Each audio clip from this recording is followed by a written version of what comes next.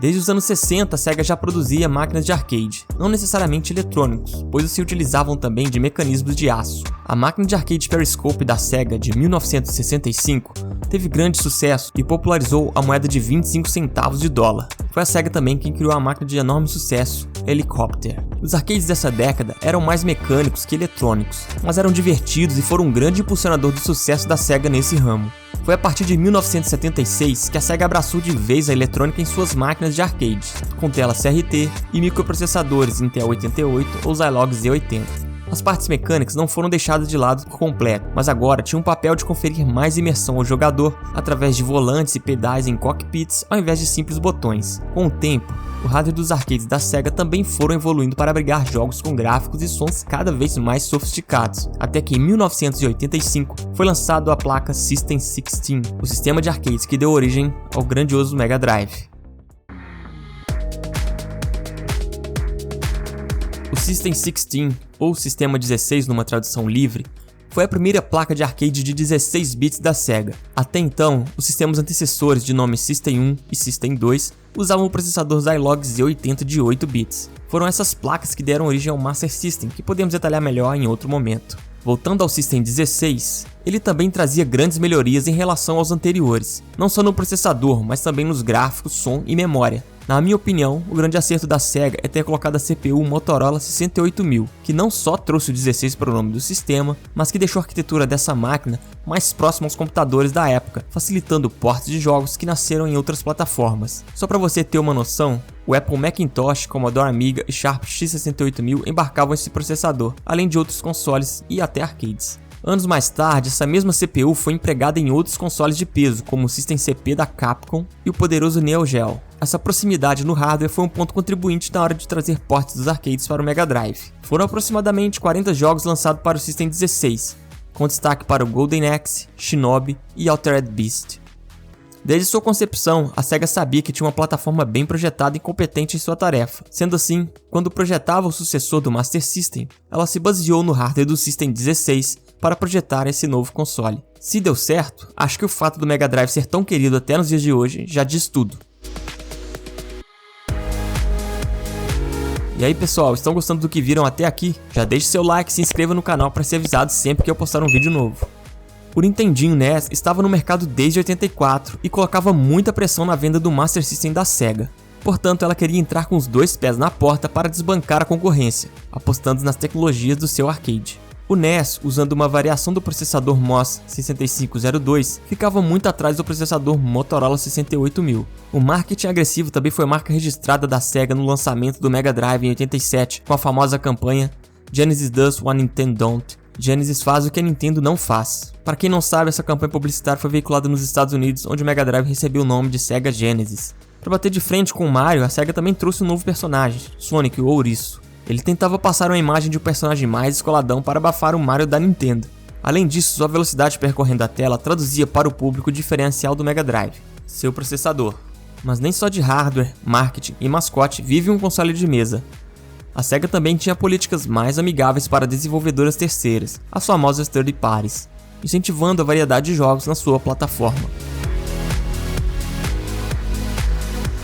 O fato da Sega ter derivado o Mega Drive do seu arcade System 16 trouxe facilidades na hora de portar jogos. Apesar de não ter uma relação de 1 para 1 e haver diferenças, muitas bibliotecas, ferramentas e até mesmo a expertise dos desenvolvedores foram reaproveitados tanto nos portes do System 16 para o Mega Drive, quanto em novos jogos que a empresa lançaria. Vamos ver agora o hardware embarcado no Mega Drive, fazendo um paralelo com o que encontramos no System 16. Começando pelo coração do console, temos o processador Motorola 68000. Este é um processador de 16/32 bits. Apesar de não ser um processador 32 bits por completo, ele ainda trazia vantagens em relação a processadores puramente 16 bits, além de, claro, rodar numa boa velocidade, 10 MHz no System 16 e 7.5 MHz no Mega Drive. Como já mencionei, o Motorola 68000 foi um processador muito popular nos anos 80, equipando diversos computadores domésticos, consoles e arcades. Se quer conhecer um pouco mais sobre essa e outras CPUs, assista o vídeo que fiz sobre os fabricantes de processadores que sumiram do mapa, tá bacana pra caramba. E se a CPU é o coração do console, podemos dizer que o Mega Drive tem dois corações? Digo isso pois além da CPU principal, a Sega empregou também um Zilog Z80 de 8 bits que roda 3.5 MHz. A ideia desse processador auxiliar é realizar o processamento de áudio, mas também servia muito bem para fazer a retrocompatibilidade com o Sega Master System. Sim, o Z80 foi o processador usado no console anterior. Essa dupla de processadores foi herdada do Arcade System 16, porém nela, os clocks são ligeiramente maiores. Para ajudar a CPU a realizar seu trabalho, 64 KB de RAM foram incluídos no Mega Drive. Isso é bem pouco perto dos 147 KB que estão no arcade, mas era natural que um componente caro, principalmente para a época, fosse alvo de corte de custos nos consoles de mesa. Além do clone do Zilog Z80 para samples e processamento de áudio, o Mega Drive trazia outros chips para gerar som, nesse ponto divergindo um pouco do seu irmão maior. Um gerador de som da TI ou Texas Instruments de modelo SN76489, em conjunto com um chip sintetizador de FM da Yamaha, o 2612, foram responsáveis pela identidade sonora desse console. Interessante notar também que esse gerador de som da Texas Instruments é o mesmo chip de som usado no Master System. No Mega Drive, esse chip está incluído no mesmo invólucro que o VDP, o processador gráfico que veremos um pouco mais adiante. Agora eu convido a todos a colocarem os fones de ouvido para apreciarem os sons sintetizados por esse console.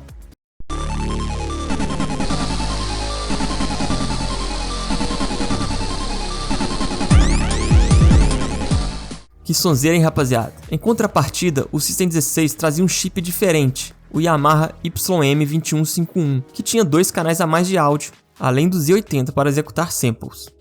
Se você curte o Mega Drive e quer saber a fundo detalhes da história desse console, recomendo muito o livro Old Gamer Mega Drive, que serviu de inspiração para esse roteiro. Vou deixar o link no comentário fixado, lembrando que você pode comprar pelo meu link de afiliado, que você estará me ajudando e, consequentemente, ajudando o crescimento desse canal.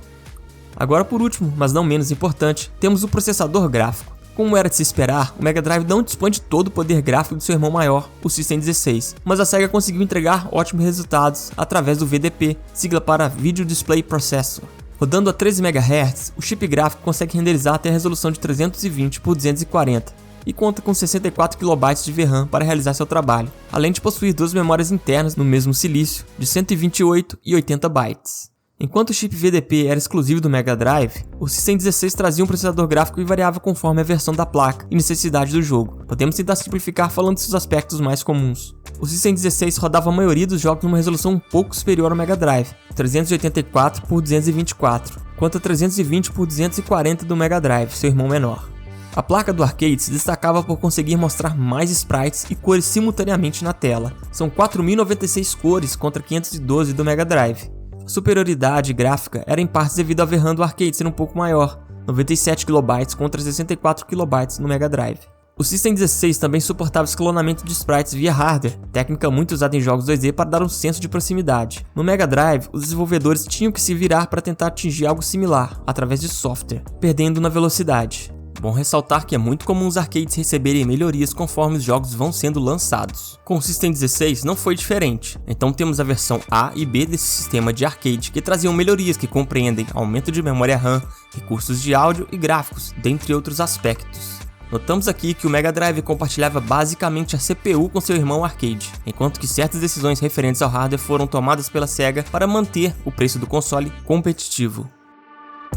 O mais interessante dessa história toda é que alguns anos depois o hardware do Mega Drive foi parar num arcade, o Sega Megatech, que a grosso modo tinha o hardware do console Mega Drive, permitindo que jogos desenvolvidos para os 16 bits da Sega rodassem sem qualquer modificação no arcade. As limitações estavam nos cartuchos, onde você não conseguiria colocar um cartucho fabricado para o Mega Drive diretamente no arcade, e vice-versa. O arcade Sega Megatech dava suporte a ter 8 cartuchos simultâneos, e o jogador escolhia um jogo que queria ali na hora. Ao contrário dos arcades convencionais, as fichas não valiam vidas, mas tempo de jogo. E claro, os títulos mais populares estavam incluídos, entre eles Sonic, Golden Axe e Altered Beast.